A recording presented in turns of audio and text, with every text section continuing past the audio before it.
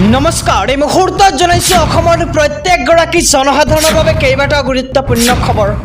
আজি হৈছে 12 এপ্ৰিল।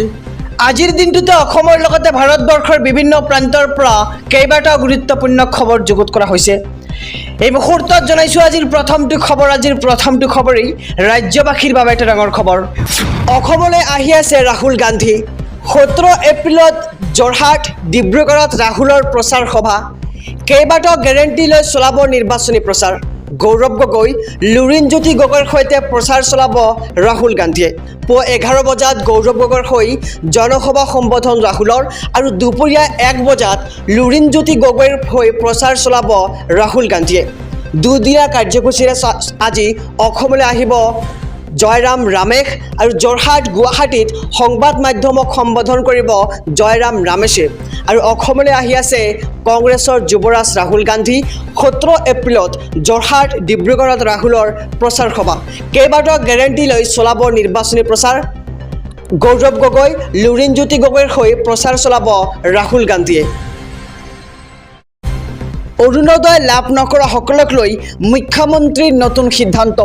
অৰুণোদয় আঁচনিৰ বাবে নতুনকৈ কৰিব পাৰিব আবেদন আৰু ৰেচন কাৰ্ড থাকিলে আপুনি লাভ কৰিব মাহেকত 1250 টকা আৰু নতুনকৈ 2,50,000 লোকক অৰুণোদয়ৰ ধন প্ৰদান কৰিব চৰকাৰে আৰু 1250 টকা পোৱা মহিলাই লাভ কৰিব দুখনকৈ নতুন আঁচনিৰ সুবিধাও আৰু প্ৰধানমন্ত্ৰী জীৱন বীমা লগতে প্ৰধানমন্ত্ৰী যোজনাৰ সুবিধাও পাব হিতাধিকাৰীসকলে আৰু সমান্তৰালকৈ লাভ কৰিব প্ৰধানমন্ত্ৰী সুৰক্ষা বীমাৰ যোজনাও আৰু অসমৰ ৰেচন কাৰ্ড থকা প্ৰতিগৰাকী মহিলাই লাভ কৰিব অৰুণোদয় আঁচনিৰ ধন আৰু অৰুণোদয় লাভ নকৰা সকলক লৈ মুখ্যমন্ত্ৰীৰ নতুন সিদ্ধান্ত যে এতিয়াৰে পৰা প্ৰতি বছৰে সলনি হ'ব অৰুণোদয় আঁচনিৰ নিয়মসমূহ আৰু অৰুণোদয় আঁচনিৰ বাবে আপুনি নতুনকৈ কৰিব পাৰিব আবেদন।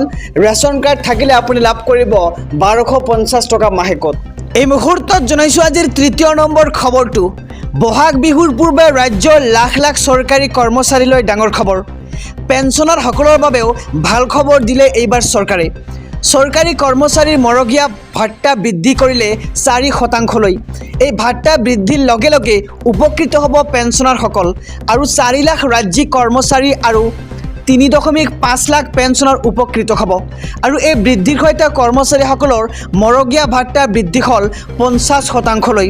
আৰু বহাগ বিহুৰ পূৰ্বে ৰাজ্যৰ লাখ লাখ কৰ্মচাৰীলৈ ডাঙৰ খবৰ। আমি খবৰটো জনাইছোঁ যে পেঞ্চনাৰসকলৰ বাবেও ভাল খবৰ দিলে এইবাৰ কেন্দ্ৰীয় চৰকাৰে। চৰকাৰী কৰ্মচাৰীৰ মৰগীয়া ভাত্তা বৃদ্ধি কৰিলে 4%লৈ আৰু এই ভাত্তা বৃদ্ধিৰ লগে লগে উপকৃত হ'ব ৰাজ্যৰ লাখ লাখ পেঞ্চনাৰসকল আৰু 4 লাখ ৰাজ্যিক কৰ্মচাৰী আৰু 3.5 লাখ পেঞ্চনাৰ উপকৃত হ'ব। এই মুহূৰ্তত জনাইছোঁ আজিৰ 4 নম্বৰ খবৰটো। ৰাজ্যবাসীলৈ আৰু এটা ডাঙৰ খবৰ। ৰেচন কাৰ্ড থকা সকলৰ সুবিধাৰ্থে নতুন আঁচনি ঘোষণা এইবাৰ মুখ্যমন্ত্ৰী ডক্টৰ হিমন্ত বিশ্ব শৰ্মাৰ। ৰেচন কাৰ্ড থকাসকলে লাভ কৰিব চৰকাৰৰ নতুন আঁচনিৰ সুবিধা। ৰেচন কাৰ্ড থকা পৰিয়ালৰ মুৰব্বীজনৰ বীমা কৰাই দিব এইবাৰ চৰকাৰে। বীমাৰ প্ৰিমিয়ামৰ টকা দিব এইবাৰ চৰকাৰে আৰু ৰেচন কাৰ্ড থকা সকলৰ বাবে বৃহৎ ঘোষণা কৰিছে এবাৰ ৰাজ্যৰ মুখ্যমন্ত্ৰী ডক্টৰ হিমন্ত বিশ্ব শৰ্মাই। এখন কাৰ্ড অৰ্থাৎ 5টা বেটা বেটি আৰু ৰেচন কাৰ্ডৰ সুবিধাৰ কথা কৈ এই মন্তব্য মুখ্যমন্ত্ৰীৰ। আৰু মাকুমত সন্দৰ্ভত সোণালৰ সৈতে নিৰ্বাচনী প্ৰচাৰ এইবাৰ মুখ্যমন্ত্ৰীগৰাকীৰ আৰু নতুনকৈ 50,000 যুৱক যুৱতীক চাকৰি দিয়াৰ কথা ঘোষণা কৰা হৈছে নিৰ্বাচনী সভাত আৰু ৰেচন কাৰ্ড থকা সকলৰ সুবিধাৰ্থে নতুন আঁচনি ঘোষণা কৰিছে এবাৰ মুখ্যমন্ত্ৰীগৰাকীয়ে। ৰেচন কাৰ্ড থকাসকলে লাভ কৰিব চৰকাৰৰ নতুন আঁচনিৰ সুবিধা। ৰেচন কাৰ্ড থকা পৰিয়ালৰ মুৰব্বীজনৰ বীমা কৰাই দিব এইবাৰ চৰকাৰে। 1 জুলাইৰ পৰা দেশত 3খন নতুন আইন। কি থাকিব নতুন আইনত আহক সবিশেষ জানি লওঁ। দেশত আহি গ'ল 3খন নতুন কঠোৰ ফৌজদাৰী আইন আৰু 1 জুলাইৰ পৰা বলবৎ হ'ব এই আইন 3খন। দেশত অন্ত পৰিব IPC আৰু CRPC। প্ৰযোজ্য হ'ব ন্যায় সংহিতা, নাগৰিক সুৰক্ষা সংহিতা আৰু সাক্ষ্য আইন।